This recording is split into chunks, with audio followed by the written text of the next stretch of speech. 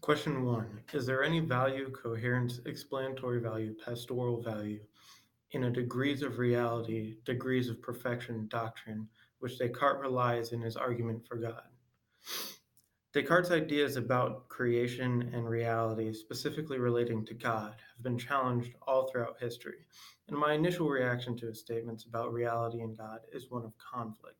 I generally dislike his ideas about reality and God. That doesn't necessarily mean that they lack merit. Truly, his ideas about the existence of God are fairly convincing, but I feel there are a few things concerning his ideas about reality, which could be considered counterpoints in my mind. I have a hard time with the degrees of reality idea. It just doesn't quite make sense to me.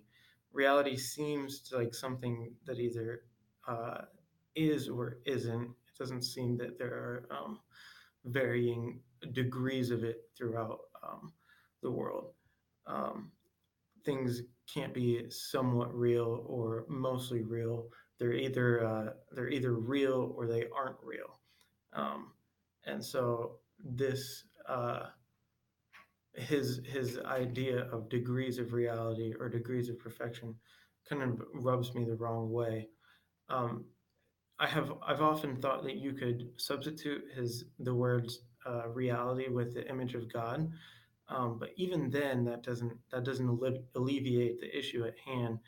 Um, it seems absurd to say that some things have varying amounts of God's image in my mind, because God's image is something that makes humanity humanity.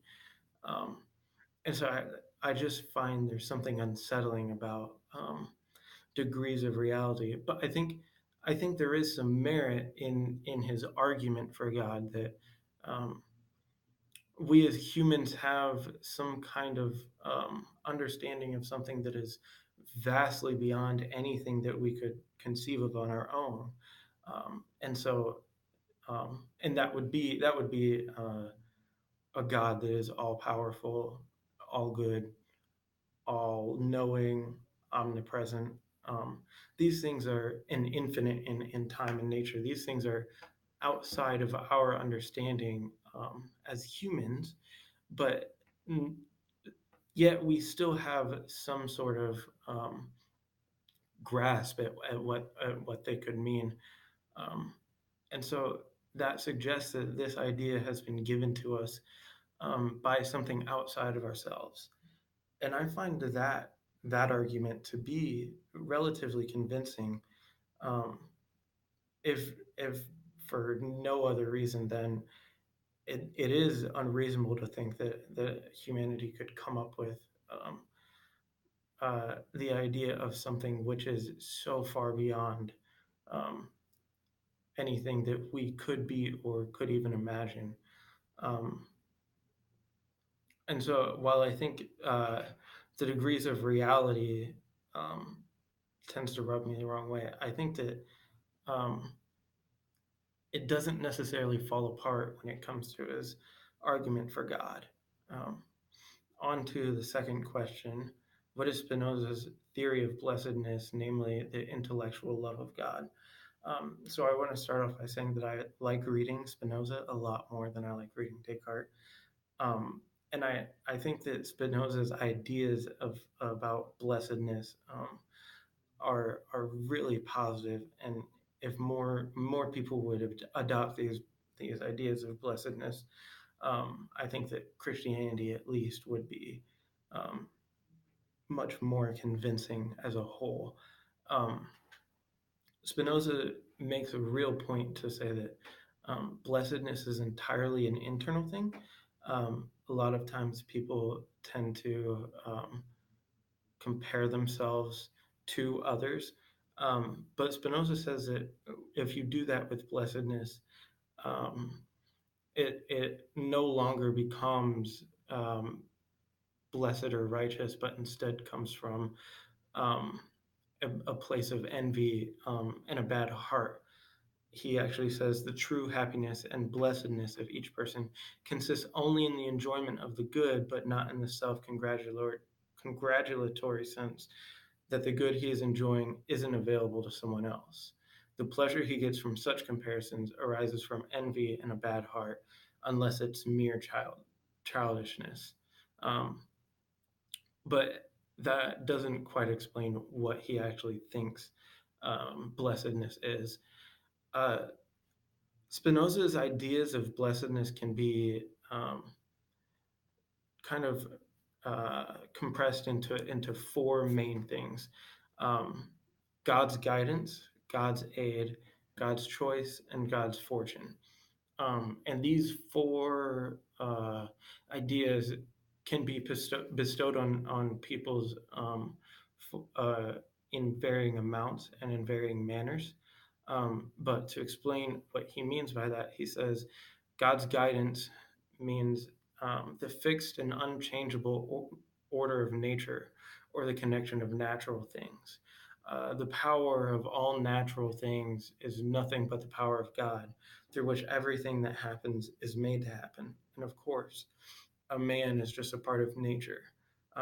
For God's eternal guidance, um, it is meant that no one does anything except in accordance with the predetermined order of nature. And finally, fortune is God's guidance when it directs human affairs through external and unforeseen causes. Um, and I think these four elements make up what Spinoza considers to be aspects of one who is blessed, paired along with the knowledge that these things are internal, not based on comparison to those around oneself. Um, and I genuinely like Spinoza's idea of blessedness. Question three, I focused on on Leibniz's monads. So the question is, what is a monad for Leibniz, and what are the philosophical usages to which monads are employed? Um, and so Leibniz, his notion of a monad is a pretty basic notion from the beginning. It's a simple substance, which means that it is not something that can be divided, or um, it's not something that's made up of other pieces. It is a quintessential substance, um, similar to the way that a lot of people think of atoms. And monads actually follow the laws of matter. They cannot be destroyed, they cannot be created, and they cannot even be altered. They are quintessential substances. And they also have qualities about them, and the qualities differentiate them from each other. So some monads have certain qualities and others have other qualities. And he says if all monads had the same qualities, they would be indistinguishable from one another. That would make all composite things, such as proportions of matter, indistinguishable from one another also, because whatever is the case about a composite thing has to come from its simple ingredients.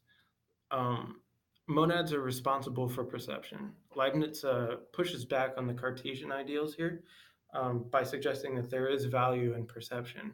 Um, and he employs monads to do the work of perception. He actually says that monads are the only thing that they are good for is perception. Um, he says that composite things cannot be capable of perception because um, it is only simple substances that have the power of perception.